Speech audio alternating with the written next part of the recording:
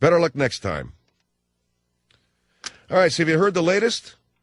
Palestine has its own home state now. Yes, the Jewish people and Ariel Sharon have said you may now go ahead and have it. We're pulling out, and go ahead, it's all yours. We've been sending over flushing toilets, sending over, like, soap, sending over Wait a minute. Towel. So, when I stream Phil Hendry, how come TIs that come in my channel, they never talk about Phil Hendry? They talk about themselves. They try to make them the story. They try to make them the interesting fucking part of the show when you're not interesting at all. Phil Hendry's interesting. Do you understand, Patton? Phil Hendry is the star of this show, not you. You're a big mouth. You're boring. You're mentally unstable. You have probably schizophrenia. You probably do drugs. You're boring. You're like one of those boring talk show callers that doesn't go away when told to.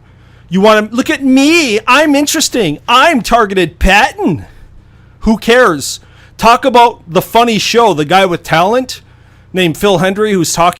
Susie had a steamboat. The steamboat had a bell. Miss Susie told the steamboat to go straight. Spider-Man, and there was a comic book, and there was a TV show. There was a Spider-Man TV show in the late 70s. I think there was a Spider-Man cartoon. And the kids at that time, the 7, 8, 9-year-olds and 10-year-olds, were watching it and digging it. And there was some serious Spider-Man merchandise going on. And it was just, it was everywhere. Now, those guys are all in their 30s. They're in their early 30s, and they're fueling this thing more than anybody else. The kids dig it, no doubt. It's just like Star Wars. The reason why that thing came back, that was, as you know, the Beatles of its generation. I mean, any kid that saw Star Wars when he was like 9, 10 years old went back and saw it when it came back. So that's what Spider-Man's all about, if you just wanted to know. And plus, it's a really good flick. Very good movie. Very well made, brilliantly acted, subtle yet flavorful, marvelous, various different levels of characterization and dramatic intent. Just a dynamite flick. Spider-Man kicks the crap out of Ben-Hur. Just beats the crap out of it. You name any movie that you've ever seen. Go ahead, tell me the greatest. Citizen Kane? This thing makes Citizen Kane looks like your daddy's home 8mm crap can home movies. That's how good Spider-Man is. Better than Titanic. Way better than Titanic. Way better than Citizen Kane. Way better than the Ten Commandments. Way better than One Flew Over the Cuckoo's Nest. Way better than Raiders of the Lost Ark. Oh, it's way better than that. Better than Easy Rider. This movie has it all. It's got rebellion, drug use, it's pornographic. In fact, some people have said that it gives them the same kick, sexual kick they got out of the first time they saw Deep Throat. They just love this Spider-Man thing. It is a filthy, pornographic, exciting, titillating film. Everything. It's got it all. And you can take your kid in to see it. So what more would you... You can go in, get sexually turned on, your kids won't know why or care, and they'll think it's a great... It's got everything. It's like doing coke for the first time. You remember, all of you know what doing coke is like, right? You do? I don't. Ah, you fiends. Just remember that first blast on cocaine, seeing the Spider-Man movies, the same thing. Like that first little blast on that spleef. First time you took X. It's all there and more in the Spider-Man movie. That's how fantastic it is. It's just great. We are now entering a phase as movie viewers where the film itself is so far better than the real-life experience of all of us. I would rather be in a movie house 24 hours a day, just Spider-Man, Spider-Man, Spider-Man, over and over and over again. It's like losing your virginity. It was like the very first time. It's better than that. I went and saw Spider-Man, and I said, that's it. That's it. I finally did it. The first time I had sex has been topped. I went and saw Spider-Man. God, is it good. God. Remember the first time you saw your cousin naked? You do? I don't. It's like that. Man, Right now, there's a guy over at Sony, and he's counting the receipts on the Spider-Man movie, and it sounds something like this. Oh, yeah. Yeah. Right. Uh-huh. Except it's a calculator instead of the fist on the... Instead of the head against the headboard, it's cling, cling, cling, cling. It's like this. There's a cat over at Sony. Just... Oh, yeah. Uh-huh. Disgusting. And Star Wars Attack of the Clones, that's going to be like, I mean, it'll be orgasm times 800. That's just how marvelous it's all becoming. The movie business. Okay, 1-800-449-8686. And not only that, I just want to let you guys know, I've insisted that my kids go see it. And they're like, well, we don't want to go. I said to go. Now get out there and see that movie. I dropped them off. I stuck them in line. I stood them there, and I said, you will go in and you will see the Spider-Man movie, and then tomorrow you're going to bug me to see it again. Do you understand me? Well, we don't want to. I said, do you understand me? Oh, yeah, they're getting it, man. You know what's cool? Seriously. Actually, just as an aside, I told my kids, you don't know, you're too young to know what sex and cocaine is like, but go see the Spider-Man movie and you will. Actually, when the kids were smaller, Spider-Man's been a big part of their life. I don't know when, because was the cartoon still on? I guess. I don't know. I would sing the song to purposefully piss them off. I would sing it like this. Spider-Man, Spider-Man, does whatever a spider wishes he wants to. And the kids would go, no! That's not it! Sure it is. Sure. No, it's not. It's Spider-Man. No, it is Spider-Man. No, it's Spider-Man. No, it's Spider-Man. And I'd start, interfering with them, trying to correct me. Spider-Man does whatever a spider wants to do. No, Mommy. It's Spider-Man. Spider-Man does whatever a spider wishes to. No, can. No, wishes to. Drives kids nuts if you get their songs wrong. I remember Catherine came home and she had this tune. Miss Susie had a steamboat. The steamboat had a bell. Miss Susie told the steamboat to go straight to Hello Opera. So I'd screw that up. I'd go, Miss Susie had a rainbow. The rainbow had a crotch. No! That's not it! Yeah, it is. That's the one you sang, isn't it? No, it isn't. It's Miss Susie had a... Miss Susie had a car. No, it's a steamboat. This is how I get off, I'm just bugging them all day long, screwing their songs up. So when Spider-Man was really happening, when the kids were really small, Spider-Man, Spider-Man does whatever a spider might. And they flip out on me. Audiences were so stuck on Spidey that following its record $114.8 million opening last weekend, the arachnid hero flick netted $72 million more between Friday and Sunday. Said Bob Brown, who is at the theater in Connecticut with his family, I can't give enough money to the producers of this film, so we're back to see it a fifth time this weekend. Other families from Maine, Massachusetts, New York, and Florida all echoed Mr. Brown's sentiments. We just want to give Hollywood more money, they said, as they piled into the theater to watch the film for a record 15th time that weekend.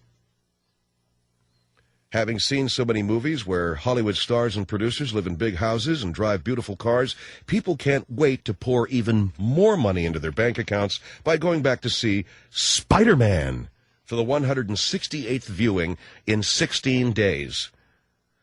Smiley Stickum of Salt Lake City, Utah said, I haven't left the theater. I'm sitting in a bucket of my own filth, but I'd much rather do that than miss 1 second of this fine movie.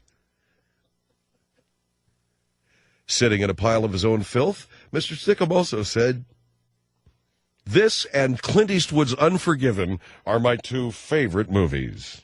All right, don't forget our website, philhenryshow.com. That's philhenryshow.com. On that website, you can pick up a copy of Ted's of Beverly Hills Bowling shirt. I say a copy. You can get the shirt.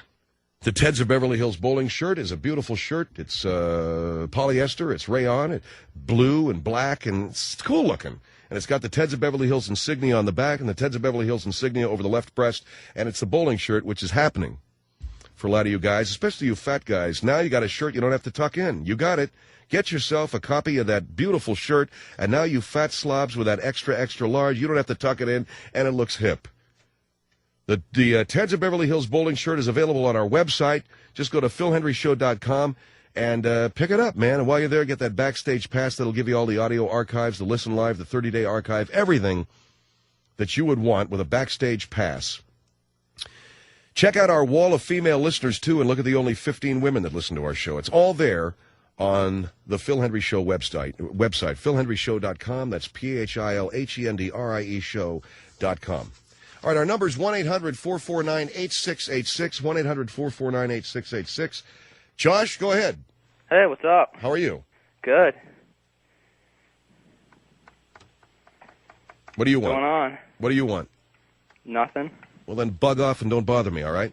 Oh, really? Yeah. Good one, Josh. Anybody top that? I doubt it. 1-800-449-8686. Anybody possibly top that phone call, although I doubt it. What are you doing? What's going on? See you later, Josh. Bet your friends really got off on that one. You know what? Don't take any more calls. They don't deserve it. There's not a one of them that deserves to be on the air today. Not a one of them. Not one of them has anything to say. Nothing. The only guy with anything to say in America today is me. Now, this is the only radio show in the history of this medium that is called a spade when it comes to talk show callers. You guys rarely have anything interesting to say, and today we just don't want to hear from you at all. Maybe next hour. Maybe, but I don't know. I decided to go ahead and give you a break, go to that first call of the day, and it was Josh with What's Going On. See you later, Ace.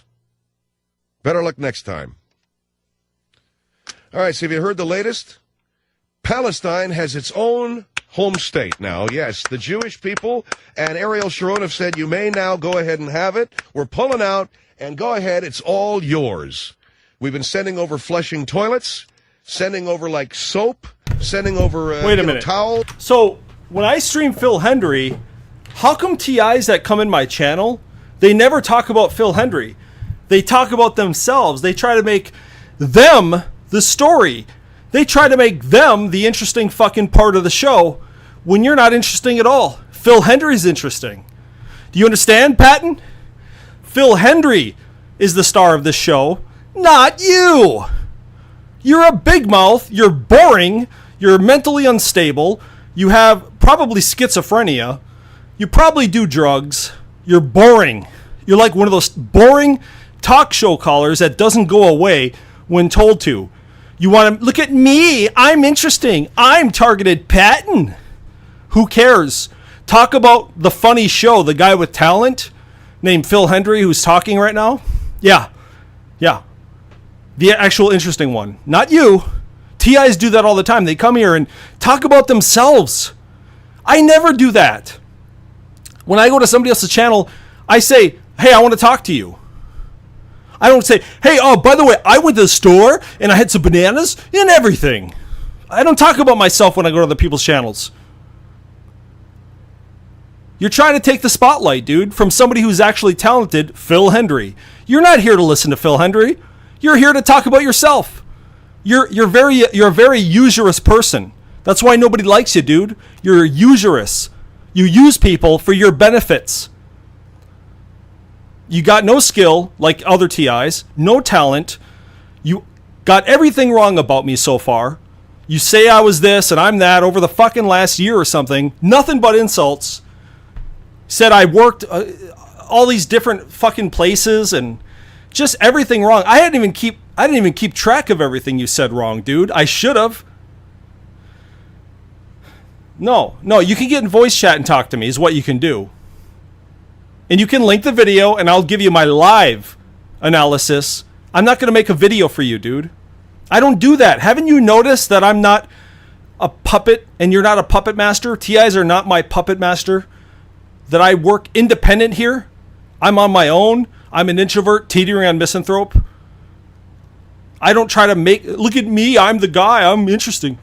I never say that at all, man. I don't ask for money. I don't ask for subscribers. I'm not any kind of a talent. It's Phil Hendrie who's funny. He's brilliant.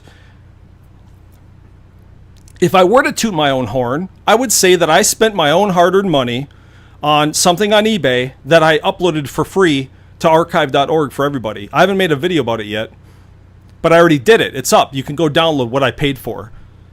What I paid money for, you can go download for free. I made it available for free with nothing in return for me. That's altruism. TIs don't do that. You don't give back to society. You don't give back on the internet. You don't do anything except make the story and try to get a spotlight for yourself. When was the last time you did something for somebody online, dude? When's the last time you actually taught anybody anything? Like, significant, dude. Have you ever taught anybody how to do anything? No, because you don't know how to do anything. You never taught anybody to fucking use an ad blocker. You never taught anybody how to rip a CD. You never taught anybody how to download books or watch movies for free. You just scum, dude. You guys are just scumbags. You guys, that's why everybody abandons you. Nobody likes targeted individuals. You guys are lonely. You're fucking desolate. Nobody wants to fucking talk to you because all you guys talk about is gang stalking. It's consumed your life. I still do other things. I make videos about TIs, but I still do everything else that I did before. I bought a fucking Google Pixel tablet that I already modified to put Graphene OS on there. Not a single TI asked me how to do it. Not a single TI was interested in what Graphene OS is, even though it's the best and most secure way to have a cell phone in 2023. Graphene OS. But no, not a single TI was interested. You guys don't want to learn anything. You guys are stagnant. You're stuck and you're consumed by your delusions. I'm not going to help you promote your propaganda, your cult of gang stalking, your theory of gang stalking that has no evidence to back it up at all. When your theory of gang stalking cannot withstand scrutiny, you have to throw it away and start over. You haven't thrown it away yet, dude. A year of nothing. You guys have nothing. I require evidence. I think like a scientist. Scientists don't even want to talk to you guys. You're lucky I'm even talking to you guys. I've given you the most attention than anybody in society so far. Nobody in society gives a shit about you guys. Nobody's stalking you. You're boring people. You're not even interesting to watch, dude. I can't stand watching you guys. You guys talk about the same shit. Look at Olga Limpin. Oh my God. I'm a Hawaii. I live in Hawaii. I live in Hawaii. I live in Hawaii. I'm a Canadian and American citizen. Freemasons suck. Freemasons blow. Freemasons.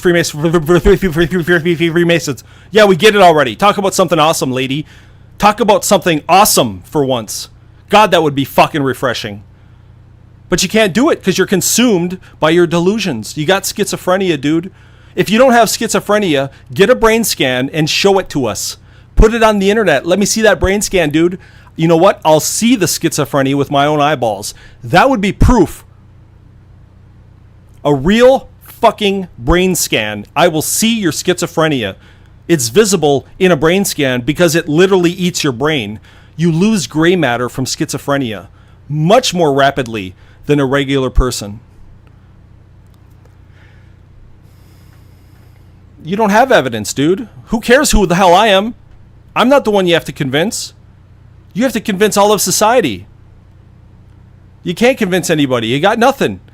It's been empty for nothing. And this is exactly what Phil Hendry said when another schizophrenic called his show one night. Do you remember what happened? She said, there's Microsoft operatives and there's Google operatives blocking me. They're blocking me. And he said, ma'am, you've got to go to the doctor and get help. And what are you talking about? She said. She was all upset just like you guys get when we tell you to get help for your mental instability. So Phil Hendry told her to get help. And then she said, well, can I tell you about the other thing that this? And he goes, and Phil Hendry said, no, because then you're just going to tell me another thing that isn't true. And that's what you do. That's what you're doing right now. You're telling me another thing that isn't true. It's never true with you guys. It never goes anywhere. Ever. You're megalomaniacs. Like that photo I just posted the other day. Did you see it? There was a book called Second Sin. Did you read it? No, you didn't look at it. A psychologist who's actually kind of on your guys' side about schizophrenia and shit. And this is what he said. Look closely.